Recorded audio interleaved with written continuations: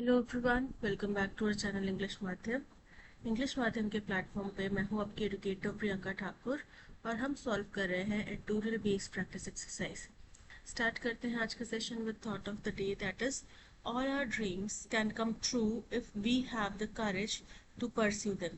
यानी कि हमारे सभी सपने जो हैं वो सफल हो सकते हैं अगर हमारे पास वो साहस है उनका पीछा करने का, उनको हकीकत बनाने का। ठीक है, चलिए स्टार्ट करते हैं। Reading comprehension and practice exercise for SSC जेल 2025। The central government's proposal to reform the goods and services tax. हो रहे हैं जो केंद्र सरकार का प्रस्ताव था कि रिफॉर्म लाया जाए, यानी कि बदलाव किया जाए जो goods and services tax system है, जीएसटी सिस्टम है, उसमें आर बोल्ड एंड टाइमली। तो ये जो प्रपोजल्स थे, प्रस्ताव थे, प्रपोजल्स लिखा हुआ है ना, तो वो क्या आएगा? आर। ठीक है, अगर प्रपोजल होता तो इज हो जाता, राइट। तो ये क्या है? प्रपोजल्स बोल्ड है, बहुत ही साहसी कदम है और बहुत ही सही समय पे उठाया गया कदम है। They stand to benefit the middle class. ऐसा माना जा रहा है कि उनका लक्ष्य क्या है कि वो मिडिल क्लास को फायदा पहुंचाया जाए, बिजनेस कम्युनिटी को फायदा पहुंचाया जाए। एज द गवर्नमेंट क्लेम्स, जो कि दावा किया जा रहा है सरकार द्वारा, shifting 99% of the items in 12% slab. अब इसमें आपको पता है एक 5% का स्लैब है, एक 12% का स्लैब है, एक 28% का स्लैब है, 15% का शायद है ना, 18% का, सॉरी 18% का स्लैब है। तो उसमें जो 12% के स्लैब में मान लो कि 5 आइटम्स हैं, तो उसमें से 99% यानी कि लगभग लगभग 4 आइटम्स या 4.5 आइटम्स जो है वो किस में शिफ्ट कर जाएंगी? टू 5% टैक्स रेट, 5% वाले में शिफ्ट कर दी जाएगी। ठीक है, and 90% of the items in 28% slab. और जो 28% स्लैब है उसमें जो 90%, उसमें जो आइटम्स है उनमें से 90% शिफ्ट करी जाएंगी 18% वाले में। Will substantially reduce the tax burden on most consumers. तो इससे क्या होगा? हम जो कंज्यूमर हैं उनके ऊपर जो इसका टैक्सेस का बोझ है वो बहुत बड़ी मात्रा में कम हो जाएगा। Rationalizing the number of slabs and shifting similar products to the same slab। अब इसमें क्या किया जाएगा? रैशनलाइज किया जाएगा, यानी कि कुछ जो वैलिडेशन है, नंबरिंग वगैरह है, वो की जाएगी स्लैब्स की। ठीक है, यानी कि नंबर ऑफ स्लैब्स जो है उनको कम किया जाएगा या ज्यादा किया जाएगा, मतलब उसमें कुछ रैशनलाइजेशन किया जाएगा, घटौती या बढ़ोतरी की जाएगी। And shifting similar products to the same slab, और जो एक जैसे प्रोडक्ट्स हैं उनको एक ही स्लैब में ला दिया जाएगा। Will also reduce ambiguity and litigation. तो इससे जो एक अनक्लैरिटी है, ठीक है, एम्बिग्विटी है यानी कि अस्पष्टता है, जो उसको कम किया जा सकता है। और लिटिगेशन को, यानी कि जो कानूनी प्रक्रिया फॉलो करने का जो प्रावधान है उसको भी यहाँ पे कम किया जा सकता है। Which are major issues businesses have with current GST setup. जो कि दो मुख्य परेशानियां हैं जो कि बिजनेसेस जो है, यानी कि जो बिजनेसमैन लोग हैं उनको जो परेशानी होती है अभी के जीएसटी सेटअप से। Further, while most of the focus has been captured by the rate restructuring proposals, हो रहे हैं जहां अधिकतम जो ध्यान है, फोकस है, वो रेट रिस्ट्रक्चरिंग प्रपोजल्स के ऊपर है, यानी कि जो रेट को निर्धारित करने का, रिस्ट्रक्चर करने का जो प्रस्ताव है उसके ऊपर है। The procedural reforms regarding registration, लेकिन जो प्रक्रिया में रिफॉर्म्स लाए जाएंगे किसके तहत? रजिस्ट्रेशन की प्रक्रिया के लिए, रिटर्न फाइलिंग की, रिफंड्स की, आर इक्वली इम्पोर्टेंट, ये भी उतने ही महत्वपूर्ण है। यानी कि अभी ज्यादा जो ध्यान दिया जा रहा है वो रिस्ट्रक्चरिंग के ऊपर दिया जा रहा है कि परसेंटेज में किसका किसका चेंज होएगा उसके ऊपर दिया जा रहा है, लेकिन कह रहे हैं कि बराबर ही उतना ही महत्वपूर्ण जो इसकी रजिस्ट्रेशन की प्रक्रिया, रिटर्न फाइलिंग की प्रक्रिया और रिफंड्स की प्रक्रिया भी है। Simplifying GST is not just about reducing the multiplicity of rates. तो जीएसटी को अगर हमें सिंप्लीफाई करना है, यानी कि सरल बनाना है, इसका मतलब ये नहीं है कि जो रेट्स अलग अलग स्लैब में एक ही जैसी चीजों के अलग अलग रेट्स हैं उसको कम करना, but also about making it easier and less time consumer. लेकिन साथ ही साथ ये सफल तभी होगा, सरल तभी होगा जब ये ज्यादा आसान होगा और कम समय खाने वाला होगा फॉर टैक्स पेयर्स के लिए, टू नेविगेट द सिस्टम, ताकि वो भी सिस्टम को समझ सकें। Easing registration, simplifying returns and speeding up refunds. अब रजिस्ट्रेशन की प्रक्रिया को सुगम बनाना, रिटर्न्स की प्रक्रिया को सुगम बनाना और रिफंड्स की प्रक्रिया को स्पीड अप करना, ये सब क्या है, देयरफॉर आर वेलकम इम्प्रूवमेंट्स, इसीलिए स्वागत करने योग्य कदम है द सेंटर इज परस्यूइंग, जो कि केंद्र सरकार इस वक्त कर रही है। Combined with the new income tax bill, अब नया जो इनकम टैक्स बिल है उसके साथ में मिला के the rejig of income tax slab in this year's budget. अब मतलब क्या हुआ, रेजिक का मतलब हुआ रीअरेंज करना, तो जो रीअरेंज किया जाना है इनकम टैक्स स्लैब इस साल के बजट में, these GST reforms will highlight 2025 as a watershed year. तो ये जो जीएसटी रिफॉर्म्स हैं ये 2025 को एक वाटरशेड ईयर के रूप में साबित करेंगी। अब वाटरशेड ईयर का मतलब क्या होता है, वाटरशेड ईयर का मतलब होता है एक बहुत ही महत्वपूर्ण मार्क, किसी चीज की शुरुआत है ना, कोई बहुत ही महत्वपूर्ण पल, ठीक है, तो उसके तौर पे इस टैक्स रिफॉर्म सिस्टम को, इस साल को टैक्स रिफॉर्म्स के लिए बहुत महत्वपूर्ण साल समझा जाएगा। Direct as well as indirect, जिसमें डायरेक्ट टैक्सेस भी और इनडायरेक्ट टैक्सेस भी शामिल है।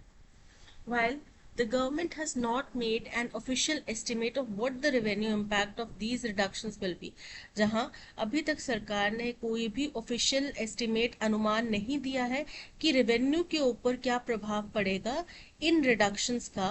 Sources have said that it aspects a hit, लेकिन सोर्सेज में पाया गया है, सोर्सेज मान रहे हैं कि इसमें एक हिट यानी कि एक बहुत बड़ा एक चुनौती यानी कि कमी देखने मिलेगी, ठीक है। 2 years ago, 2 साल पहले, the Reserve Bank of India had estimated that the average GST rate was 11.6%। उन्होंने अनुमान लगाया था कि जो एवरेज जीएसटी रेट है वो 11.6% है, which is now expected to fall substantially, जो कि अब काफी हद तक गिर जाएगा। However, the government is confident that an increase in consumption and a widening of tax base will offset most of the revenue loss। लेकिन सरकार इस बात में बड़ी ही विश्वसनीय है, मतलब इस बात का सरकार को भरोसा है कि क्योंकि टैक्सेस में कमी आएगी तो लोगों के पास में जो बजट है स्पेंड करने का वो ज्यादा रहेगा, ज्यादा रहेगा तो कंजम्पशन बढ़ेगी, कंजम्पशन बढ़ेगी और जो टैक्स का बेस है वो भी वाइडन होगा, वो भी उसका भी विस्तार होगा। तो ये सब क्या है, जो रेवेन्यू में लॉसेस होंगे उसको बराबर कर देंगे, अधिकतम जो भी लॉसेस होंगे उनको बराबर कर दिया जाएगा। with a large number of items said to be taxed at just 5%। अब क्योंकि बहुत बड़ी संख्या आइटम्स की केवल 5% के टैक्स स्लैब में आएगी, the incentives for input tax credit scams and tax evasion will also be substantially remove. तो ऐसे में जो इनपुट टैक्स क्रेडिट स्कैम्स होते हैं उनके लिए जो इंसेंटिव्स रहेंगे और टैक्स से चोरी करने का जो प्रक्रिया रहेगी वो भी कम हो जाएगी, काफी हद तक खत्म हो जाएगी। A willingness to risk some amount of revenue in order to boost domestic consumption bodes well for the economy। अब ये जो हमारी इच्छा, हमारी सरकार की इस वक्त इच्छा दिखाई दे रही है कि वो रेवेन्यू में थोड़ा बहुत घाटा खाने के लिए तैयार है, किसके लिए, ताकि डोमेस्टिक कंजम्पशन को बूस्ट किया जा सके, उसको बढ़ावा दिया जा सके। बोर्ड्स वेल यानी कि बहुत अच्छे से मेल खाता है किसके लिए, हमारे बहुत अच्छा साबित होगा किसके लिए, हमारी इकोनॉमी के लिए, especially at a time when export demand is faltering due to tariff uncertainties। खास तौर पे एक ऐसे समय में जब एक्सपोर्ट डिमांड जो है वो लड़खड़ा रही है, कमजोर हो रही है, टैरिफ की अनिश्चितताओं के मद्देनजर रखते हुए। It remains to be seen how the state governments will react to this proposed revenue surrender। अब ये देखने वाली होगी कि अलग अलग स्टेट्स की सरकारें कैसे ये जो प्रस्तावित रेवेन्यू में बदलाव देखा माना जा रहा है, बोला जा रहा है, उसको कैसे वो लेंगी, कैसे वो एक्ट करेंगे इसके ऊपर। They have already been lobbying the 16th Finance Commission to increase the share of states in central taxes। वो ऑलरेडी लॉबी कर रहे थे, यानी कि एक साथ मिलके प्रस्ताव कर रहे थे या फिर एक साथ मिलके अपनी बात कह रहे थे कि जो 16th फाइनेंस कमीशन है उसमें जो स्टेट्स का सेंट्रल टैक्सेस में शेयर है उसको बढ़ाया जाए। These tax cuts will also make it even more unlikely that petroleum products, तो अब ये जो टैक्स में कटौती होगी इससे और ज्यादा संभावना बढ़ जाएगी कि जो पेट्रोलियम प्रोडक्ट्स हैं वो a major source of states revenue, जो कि एक बहुत बड़ा हिस्सा है स्टेट्स के रेवेन्यू का, will be included in the GST any time soon. इसको भी जल्द ही जीएसटी में शामिल कर दिया जाएगा। Politically, it will be difficult for the states to directly oppose these rate reductions. अब अगर हम पॉलिटिक्स को देखते हुए मद्देनजर रखते हुए बात करें तो जो स्टेट गवर्नमेंट्स है उनके लिए बड़ा मुश्किल हो जाएगा ये जो रेट रिडक्शन है इनको अपोज करना, यानी कि इनका विरोध करना. But they might instead pressure the centre for compensation once again. लेकिन वो क्या कर सकते हैं, वो केंद्र के ऊपर दबाव बना सकते हैं कि फिर हमें हमारे नुकसान की भरपाई के तौर पे कुछ दिया जाए. Crucially, the center will be reaching out to the states over the next few weeks to put forth its case. तो अब संभवतः इम्पॉर्टेंट है ये चीज कि केंद्र जो है अगले कुछ दिनों में सभी स्टेट्स के मिनिस्टर्स जो हैं, सीएम्स वगैरह, फाइनेंसेस जो देखते हैं, उनके साथ में मिलें, उनके साथ में अपनी बात, अपना मत रखें, है ना, और उनसे बातचीत की जाए अगले कुछ हफ्तों में. It is important that their concerns are taken on board as well. और ये भी जरूरी है केंद्र सरकार के लिए, ठीक है, आपने अपनी बात तो समझा दी स्टेट्स को, लेकिन स्टेट्स की जो चिंताएं हैं उनको भी आपको मद्देनजर रखना पड़ेगा और उनको भी आपको अपनी पॉलिसीज में इंक्लूड करना पड़ेगा, ठीक है, क्योंकि जो भी स्टेट्स हैं उनका मेजर हिस्सा जो रेवेन्यू का आता है वो यहीं से आता है, पेट्रोलियम प्रोडक्ट से ही आता है. अगर पेट्रोलियम को ही सेंट्रल के अंदर, सेंट्रल टैक्सेस के अंदर में लाया जाएगा तो स्टेट्स के पास में क्या बचेगा रेवेन्यू जनरेट करने के लिए. खासतौर पे उन स्टेट्स में जैसे बिहार जैसे राज्य जहाँ पे इंडस्ट्रियल सेटअप इतना अच्छा नहीं है, जहाँ पे जॉब अपॉर्चुनिटीज नहीं है, वहाँ पे पेट्रोलियम की वजह से ही लोगों को जो है सरकार को जो है खर्च करने के लिए पैसा आता है, right. Which procedural reforms, apart from rate changes, does the center prioritize? बोल रहे हैं क्या जो प्रावधानिक रिफॉर्म्स हैं बजाय कि रेट चेंज के अलावा वो सेंटर प्रायोरिटाइज, जिसको कि केंद्र प्रायोरिटाइज कर रहा है, and what specific problem are they meant to address, और इनसे क्या प्रॉब्लम जो है वो एड्रेस होगी. तो वो रेट चेंजेस के अलावा रजिस्ट्रेशन की प्रक्रिया, जो रिटर्न्स फाइल करने की प्रक्रिया है वो, और जो रिफंड्स की पेमेंट की प्रक्रिया है उसको स्पीड अप करना, ये सब चीज़ों को भी टारगेट कर रहे हैं. और इससे क्या परेशानी दूर होगी, इससे परेशानी ये दूर होगी कि आप जो टाइम स्पेंड होता है इसके ऊपर वो कम हो जाएगा, ठीक है. आप टैक्स को इवेड करने, क्योंकि अधिकतम तो 5% के उसमें आ गए, तो आप टैक्स इवेड करने की कोशिश कम करेंगे. Easing GST registration, simplifying return filing and speeding up refunds so that taxpayers spend less time navigating compliance and firms face fewer cash flow delays. Correct है. Introducing a quarterly cess declaration to tighten monitoring by adding more layers of compliance even if it lengthens filing times. Incorrect है, उनको filing time ही कम करना है, right? तो incorrect हो जाता है ये. Centralizing all GST assessments in the national capital to ensure uniform interpretations even if that increases distance from taxpayers. Incorrect है, यहाँ पे taxpayers के पास में लेकर आना है, उनको ज़्यादा सहूलियत देनी है बजाय कि difference बढ़ाने की. Mandating e-invoicing for every sub 100 rupee transaction to eliminate, इसके बारे में कोई बात नहीं हुई. So option A is correct.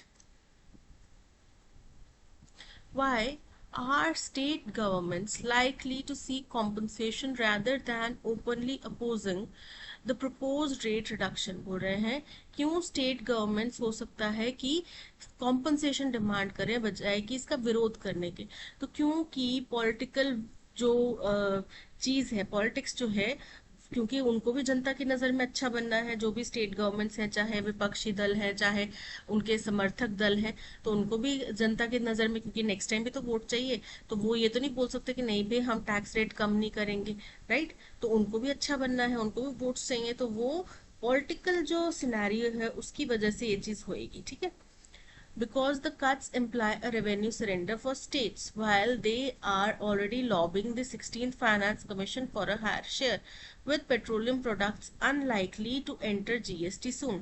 जिससे कि ये संभावना हो जाती है कि जो पेट्रोलियम प्रोडक्ट्स हैं उनको अभी जल्द ही जीएसटी में नहीं लाया जाएगा, जो कि की रेवेन्यू सोर्स है स्टेट्स का. They may pressure the center for compensation instead of opposing popular tax cuts. Correct है. Because export demand is booming. Export demand तो कम हो रही है निश्चित, तो और बहुत ज़्यादा अनसर्टेनिटी बनी हुई है. क्यों? क्योंकि जो टैरिफ्स लगाए जाने की बात हो रही है उसके ऊपर. Because the center has refused to consult states. नहीं संभव है कि वो आने वाले कुछ हफ्तों में स्टेट्स के साथ में अपना पॉइंट ऑफ व्यू डिस्कस करें. Because the imminent inclusion of petroleum and GST will instantly increase state revenues. तो अभी तो नहीं होने वाला, ऐसा लग नहीं रहा कि निकट भविष्य में होगा. So option A is correct. According to the passage, simplifying GST is not just about reducing the multiplicity of rates, but also about the dash system. तो बोल रहे हैं कि पैसेज में कहा गया है कि जीएसटी को सिंप्लीफाई करने का मतलब ये नहीं कि आपने रेट्स की मल्टीप्लिसिटी को कम कर दिया, बल्कि इसका मतलब ये है कि आपने कितना सरल बनाया है प्रक्रिया को. ठीक है. Abolishing input tax credit altogether to deter evasion and remove the complexity associated with credits and refund. देखो आप इसको कैसे abolish करोगे. अगर लोगों के लिए ज़्यादा टैक्स पेएबल होगा ही नहीं तो वो अपने आप ही कम हो जाएगा, राइट. तो इसको यहाँ पे आप डायरेक्टली कैसे नहीं कम कर सकते, आप इसको इनडायरेक्टली ही कम कर सकते हो. Expanding GST to include petroleum immediately, thereby closing a major revenue gap for states and simplifying cross commodity taxation. Incorrect है. अभी हाल फिलहाल में पेट्रोलियम इसमें शामिल नहीं होने वाला. Increasing the number of rate slabs को कम करने की बात कर रहे हैं, so that फाइनर distinctions across product categories can be taxed more precisely and Fairlie. Incorrect है. Making it easier and less time consuming for taxpayers to navigate through streamlined registration, simpler return filing and faster refunds. बिल्कुल correct है. Option D is correct. Mark the option that correctly evaluates the statement according to the passage. ठीक है, एक statement given है, हमें बताना है ये correct है या false है. The government has officially quantified the revenue loss from the proposed GST rate reduction. Incorrect है. सरकार ने अभी तक officially कोई भी ऐसा बात नहीं कही है. ठीक है, तो true नहीं है, false है. Option B is correct. इनमें से कौन सा ऑप्शन है जो पैसेज को सपोर्ट करता है even if not stated verbatim. अगर वो शाब्दिक रूप से नहीं भी कहा गया फिर भी वो पैसेज को सपोर्ट करता है. चलिए, while states are unlikely to oppose the rate cuts overtly, they are likely to bargain hard for fiscal compensation, making center state negotiations central in the coming weeks as the center reaches out to secure buy-in. Correct है, क्योंकि states directly इस चीज़ को oppose नहीं करेंगे. ठीक है, लेकिन वो कोशिश करेंगे कि भाई अगर हमें नुकसान हो रहा है तो फिर आप इस चीज़ को भरपाई भी करें. Because the 16th finance commission has already agreed to raise state taxes shares. अभी तक इसके बारे में बात नहीं हुई है. इसको लॉबी किया जा रहा है कि भाई सरकार को इसके ऊपर बात करने के लिए मजबूर किया जा रहा है. सभी पार्टीज जो है या फिर जो स्टेट्स हैं वो इसके ऊपर बात करने की कोशिश कर रहे हैं. ठीक है. The inclusion of petroleum under GST will be accelerated due to states pressure. Incorrect है. States इस चीज़ का प्रेशर नहीं बना रहे हैं. क्यों? क्योंकि ये उनके अधिकार क्षेत्र में आता है. Procedural reforms, registration returns, refunds will likely be deferred until the revenue outlook stabilizes. Incorrect है. इसमें भी ये भी गलत है क्योंकि ये चीज़ सुगम हो जाएगी जो नया टैक्स सिस्टम आएगा उससे. So option A जो है स्टेटमेंट वो correct. Thank you so much for watching. अगर आपको कंटेंट पसंद आया हो तो लाइक शेयर और सब्सक्राइब जरूर कीजिएगा. मिलते हैं नेक्स्ट सेशन में. Till then keep learning and keep practising. Bye.